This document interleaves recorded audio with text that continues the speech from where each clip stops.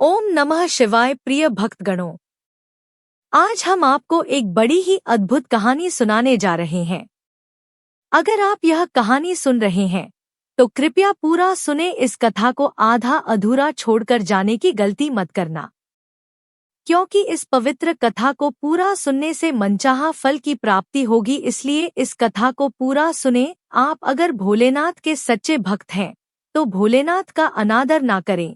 यह कथा बहुत ही आनंदित करने वाली कथा है। इस कथा को सुनकर आप निराश नहीं होंगे कि आपने अपना बहुमूल्य समय नष्ट कर दिया। आप भगवान भोलेनाथ की भक्ति में खो जाएंगे। तो चलिए इस कथा को शुरू करते हैं।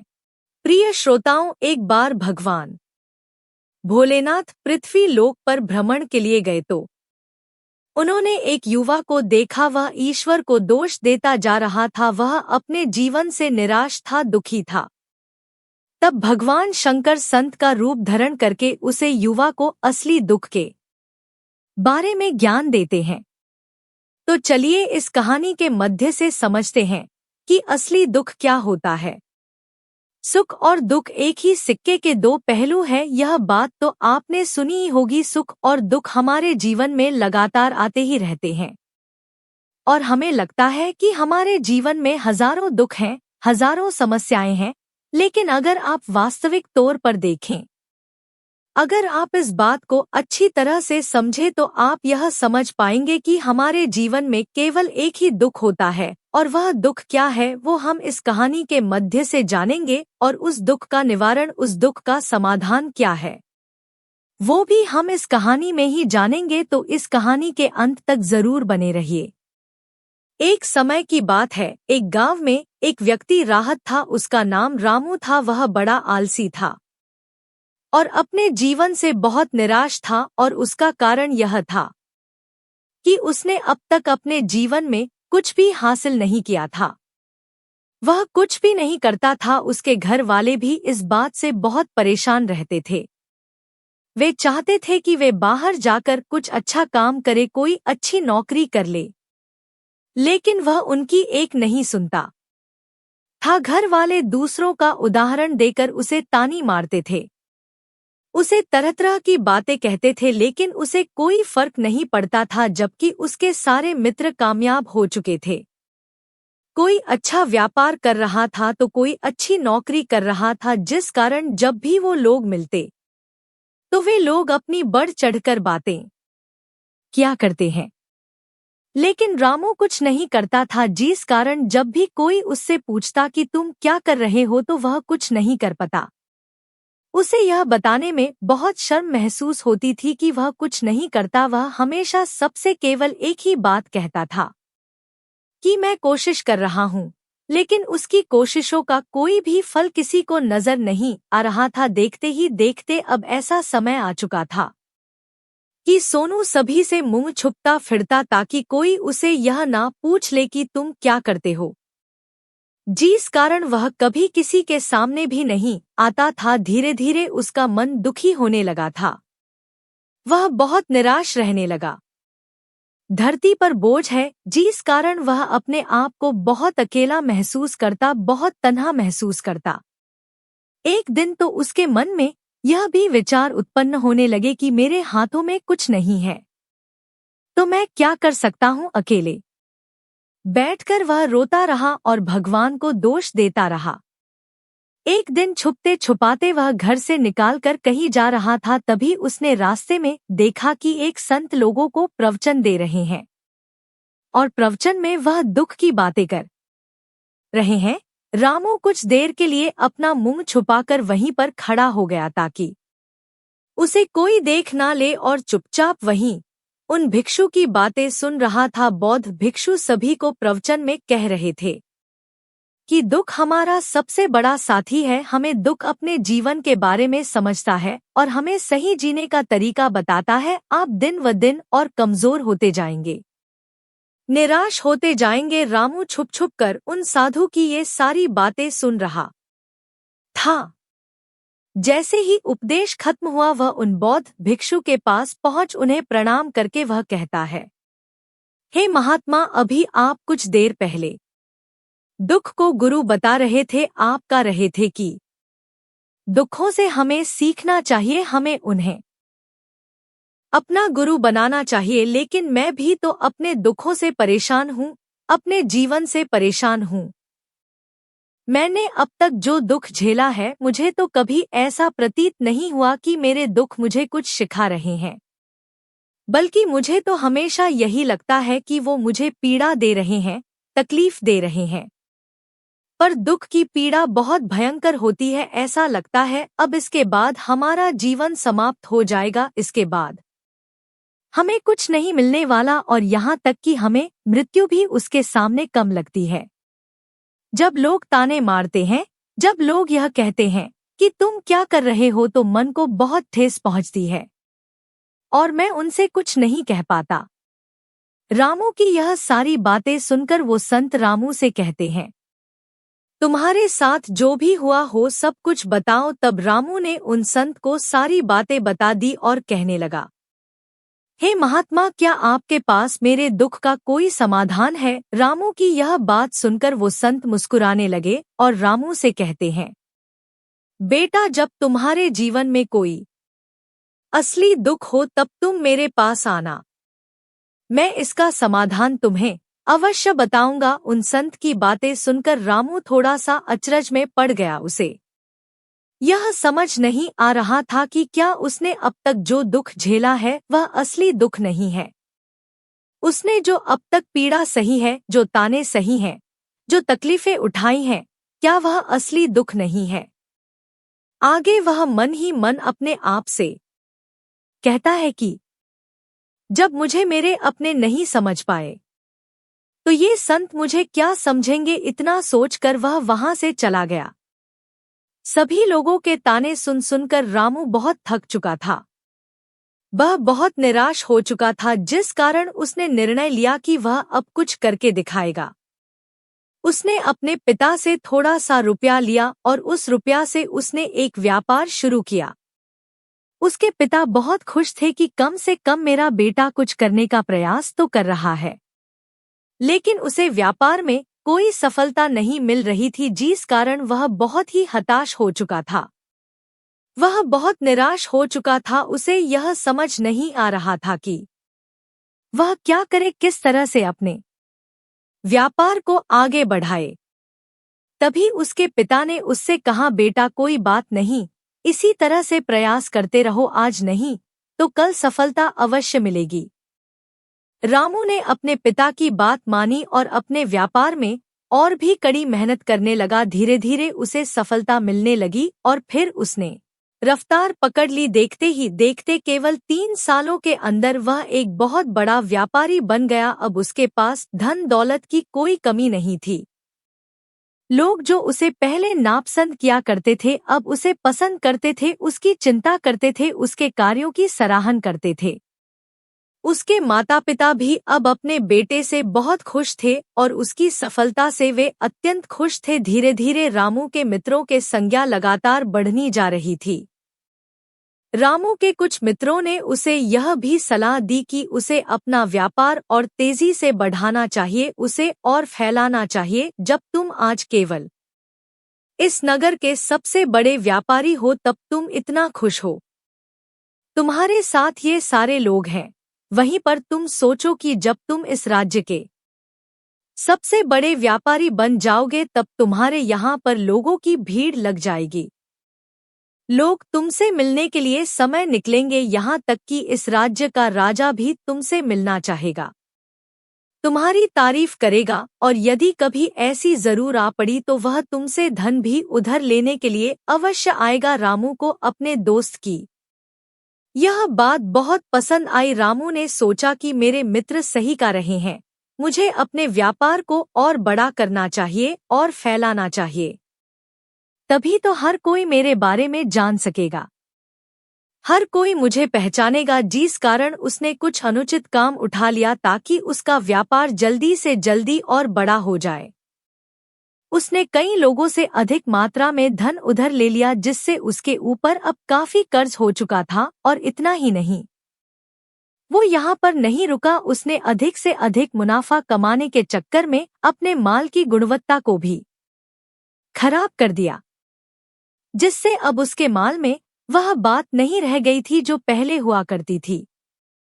लेकिन वह अपने मित्रों की बात सुनता रहा, जैसा उसके मित्र कहते थे वो वैसा ही करता चला जा रहा था, यहाँ तक कि उसने अपने व्यापार को और भी तीव्रता से बढ़ाने के लिए अपने दूसरे छोटे व्यापारियों के खिलाफ षड्यंत्र भी रचना शुरू कर दिया, जिस कारण उसके मन में अब पहले जैसा वह सुकून नहीं था। उसे अब रातों को नींद नहीं आती थी। वह केवल एक ही विचार में लगा राहत था कि किस तरह से उसका व्यापार पूरे राज्य में फैल जाएगा और वह इस राज्य का सबसे बड़ा व्यापारी बन जाएगा, जिस कारण वह दिन रात केवल इसी मेहनत में लगा रहता कि उसका व्यापार जल्दी से जल्दी और बड़ा हो जाए। हालांकि उसके पास अब सब कुछ था, धन दौलत, अच्छा घर, गाड़ियां, नौकर चाकर, सभी सुख सुविधा, लेकिन उसके बावजूद भी वो उन चीजों का लाभ नहीं उठा का रहा था, क्योंकि उसका पूरा ध्यान केवल अपने व्यापार को और उन्नति पर ले जाना था। एक दिन रामू अपने रथ पर बैठकर एक मार्ग से होकर गुजर रहा था, तभी रास्ते में उन्हें गुरुवर का आश्रम दिखा। यह देखकर वह उन संत के पास गया और संत से कहने लगा, है हे महात्मा, आपने कहा था कि जब मेरे जीवन में कोई असली दुख आए तब मैं आपके पास आऊं, इस कारण मैं यहाँ पर आया हूँ। आज मैं बहुत दुखी हूँ, मैं रातों को सो नहीं पाता, मेरे पास सब कुछ होते हुए भी मैं उनका लुत्फ नहीं उठा पाता। उसने अपनी सारी बातें एक एक करके बता दिया। तब संत ने कहा, बेटा, जब तुम पहली बार आए थे तब भी तुम बहुत दुखी थे, लेकिन तब तुमने अपने दुख से क्या सीखा था? इसके जवाब में रामू उन संत से कहता है, हे महात्मा, जब मैं अपने जीवन में कुछ नहीं कर रहा था तब मैंने अपने दुखों से यह सीखा था कि केवल सोचने मात्र से कुछ नहीं होगा, उसके लिए हमें कुछ करना भी पड़ेगा, और केवल कोई कर्म करना ही हमें सफल नहीं बनाता, बल्कि उस कर्म को उसके अंजाम तक पहुंचाना हमें सफल बनाता है। फिर चाहे रास्ता कैसा भी हो, फिर चाहे परिस्थितियों कैसी भी क्यों ना हो, फिर चाहे कितनी ही बाधाएं आपके रास्ते में क्यों ना हो जाए, चाहे ऐसा क्यों ना लगे कि अब आपके जीवन में कुछ नहीं बचा और आप कुछ नहीं कर सकते, तब भी हौसला बनाए रखो, उम्मीद ना छोड़ो और अपने कार्य पर डटे रहो, यह सोचकर कि जब तक मैं अपने कार्य को सफल नहीं कर लेता, जब तक मैं अपने लक्ष्य तक नहीं पहुंच जाता, तब तक मैं इस कार्य को करता रहूंगा। मैं इस कार्य में अवश्य सफल होकर ही रहूंगा, जबकि बाकी लोग केवल सफल लोगों को महत्व देते हैं, उनके कर्मों को नहीं। रामू की यह सारी बातें सुनकर वह संत मुस्कुराने लगे और रामू से कहते हैं, बेटा, जब तुम्हारे जीवन में असली दुख आए तब तुम मेरे पास आना, मैं तुम्हारी समस्या का समाधान अवश्य करूंगा।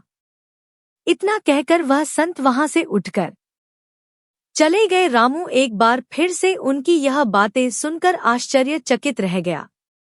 उसे अब यह समझ नहीं आ रहा था कि क्या उसने जो दुख देखा है, उससे जो तकलीफ है, अब तक सही है? क्या वह असली दुख नहीं है? उसके मन में अब एक सवाल उत्पन्न होने लगा कि असली दुख क्या है और इसकी पहचान क्या है, और मुझे कैसे पता चलेगा कि इस समय असली दुख है? लेकिन उसने कुछ नहीं कहा, वह सब सोच ही रहा था कि तभी वह संत रामू के पास एक बड़ा सा घड़ा लेकर पहुंच जाते हैं। उसे घर के अंदर सोने के सिक्के थे। उस घर को देते हुए वह संत रामू से कहते हैं, बेटा, तुम इसे उस पेड़ के नीचे दबा दो, क्योंकि ये मेरे किसी काम का नहीं है। जब मुझे इसकी जरूर पड़ेगी तब मैं वहां से खोदकर इसे निकल लूंगा, लेकिन अभी के लिए इसे वहां पर मिट्टी के नीचे दबा दो। रामू ने उस संत बात मान ली और वो घड़ा उसी पेड़ के नीचे जाकर मिट्टी में दबा दिया। इतना करके वह गुरुवार को प्रणाम करता है और वहां से वापस अपने घर की ओर लौट जाता है। धीरे धीरे समय बिताता गया। समय के साथ साथ रामू व्यापार में और भी ज्यादा उन्नति कर चुका था, लेकिन माल की गुणवत्ता अच्छी ना होने के कारण अब उसके व्यापार में घाटा होने लगा। और धीरे धीरे ऐसा समय आया कि उसका व्यापार पूरी तरह से चौपट हो गया। लेकिन वह तो यह सोचकर निश्चिंत था कि उसने जो कुछ भी कर्ज लिए हैं, वो कर्ज उसने अपने मित्रों से लिए हैं, जिस कारण वह उन्हें लौटाने में थोड़ी डर अवश्य कर सकता है। वह तो यह सोच रहा था कि उसके मित्र उसका बुरे समय पर साथ देंगे, लेकिन सबसे पहले उसके मित्र ही उसे अपना कर्ज वापस लौट की मांग करने लगे।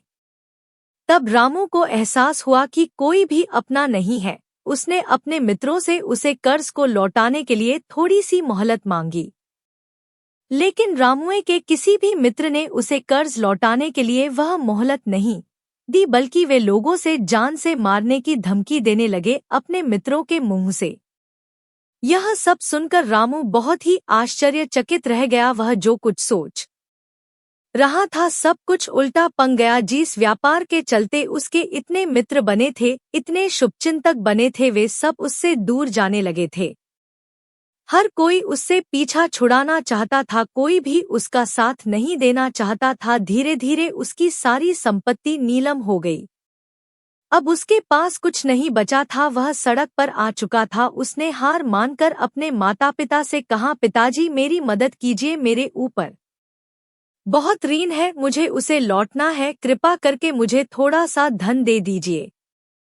इस पर रामू के पिता ने रामू से कहा, बेटा मेरे पास तो ले देकर बस यही एक छोटा सा घर है, अगर यह अभी मैं तुम्हें दे दूं, यदि मैं इसे भी बेच दूं तो मैं और तुम्हारी माँ कहाँ रहेंगे? हमें भी दर दर की ठोकर खानी पड़ेगी, हमें भी सड़कों पर भीख मांगनी पड़ेगी। ले देकर अब हमारे पास केवल यही संपत्ति बची है, इसलिए मैं तुमसे क्षमा मांगता हूँ।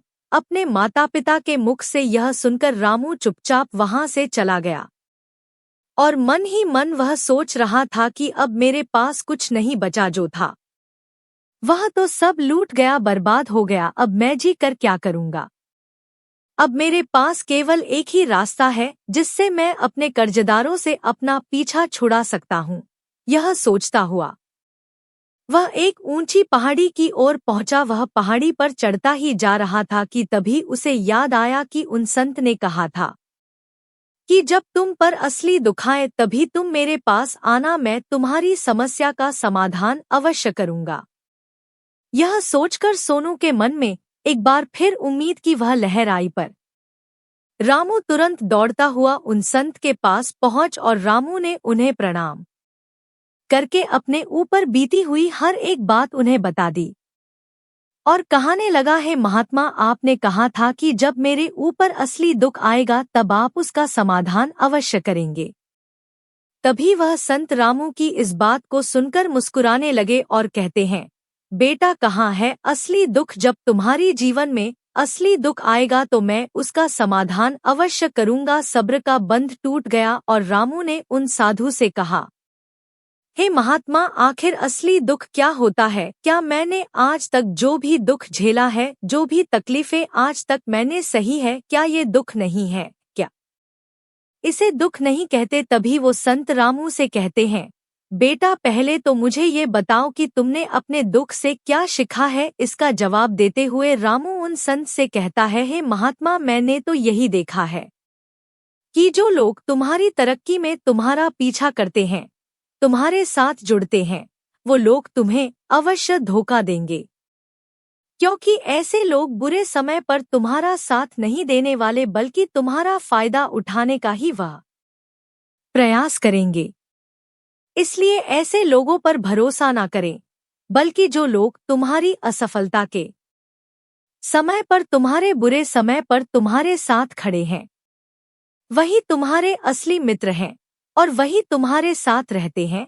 और ऐसे लोग तुम्हें बहुत कम मिलते हैं, और जिन्हें ऐसे लोग मिलते हैं उन्हें हमेशा उनकी कद्र करनी चाहिए। आगे रामू उन संत से कहता है कि जब तुम कोई कार्य कर रहे हो तो उसे पूरी ईमानदारी से करो, धैर्य रखो, लालच मत करो और अपने लक्ष्य तक पहुंचने के लिए भी कोई षड्यंत्र ना करो, क्योंकि ऐसा करने से तुम्हारे साथ ही बुरा होगा और तुम्हें हमेशा नुकसान में रहोगे।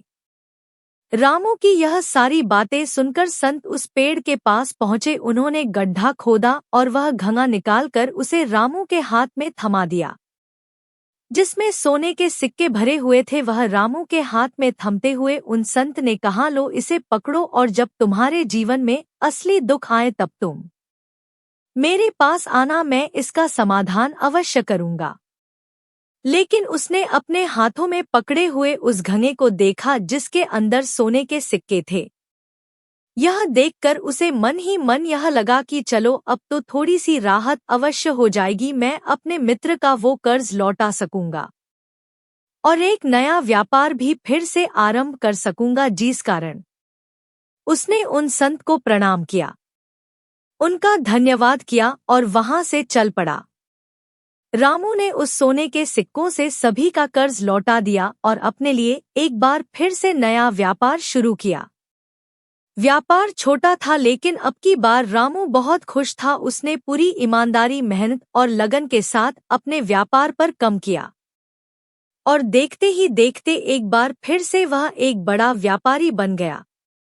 लेकिन अब की बार वो बहुत खुश था क्योंकि इस बार उसने कोई लालच नहीं की, नहीं किसी के लिए षड्यंत्र रचा, बल्कि उसने पूरी ईमानदारी और मेहनत के साथ अपने व्यापार पर काम किया।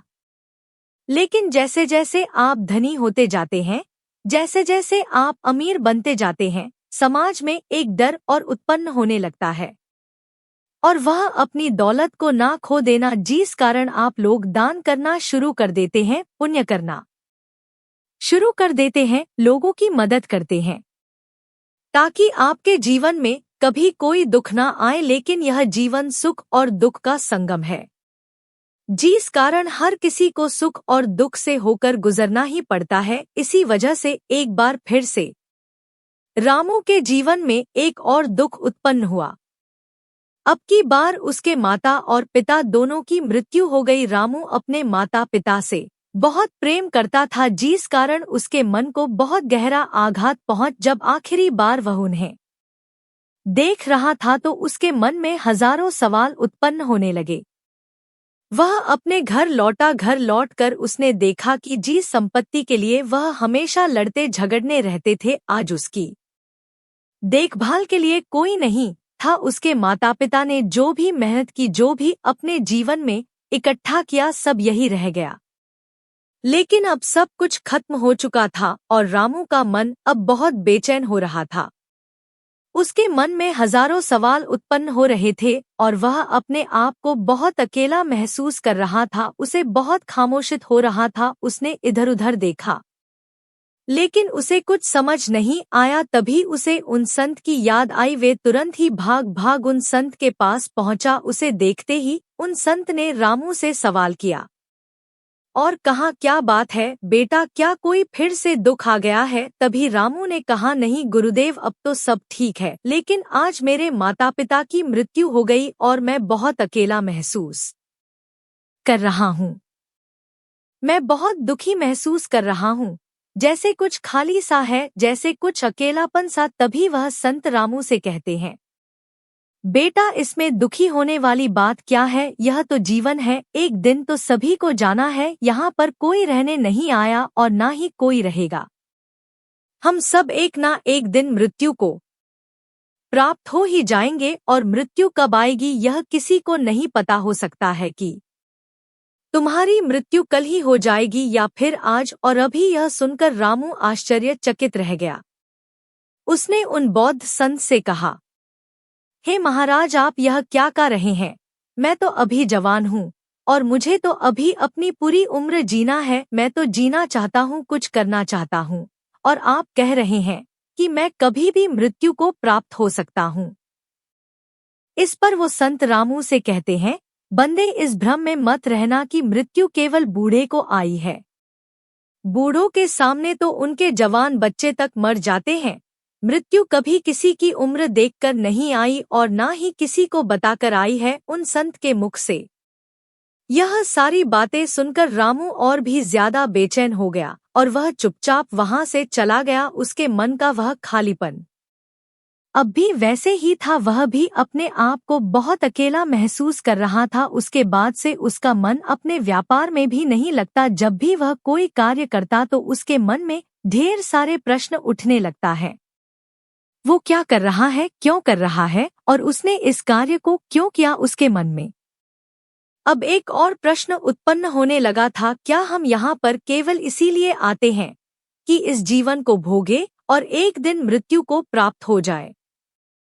वह यह समझ नहीं रहा था कि जीवन का असली मतलब क्या है। उसने कई विद्वानों से पूछा, अपनी तरफ से जो मुमकिन हो सकता था खोजबीन की, लेकिन उसे कोई भी जवाब नहीं मिल रहा था। और जब उसे कोई जवाब नहीं मिला तो उसका दुख और भी बढ़ गया, जिस कारण उसके मन की बेचैनी और भी बढ़ चुकी थी।